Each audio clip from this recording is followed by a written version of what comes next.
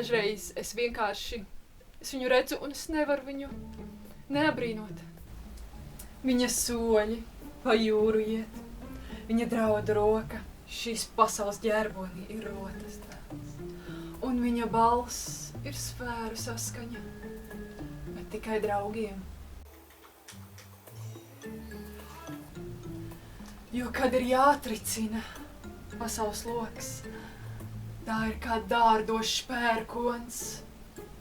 Viņš ir labs, nemūžam ziema, vienmēr bagāts rudens, kas pļaujot aug vēl un vēl.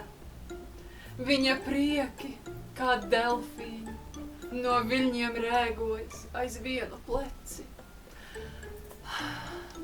Viņa krāsās ir kronīši, ir kroņi, valstis salas, kā sudraba nauda tam no maka birs.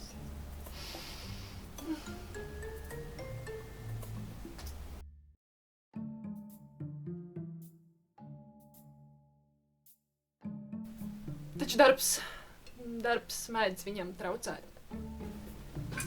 Mīļais!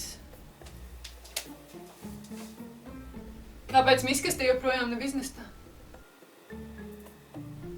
Es tev to lūdzu jau 3 reizes. Ko raugi aizvārdot, ka taisies beļ?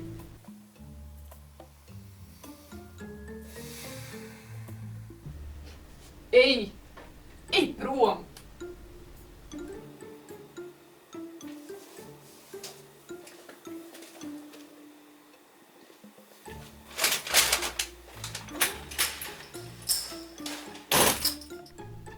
Bet kopumā es viņu mīlu.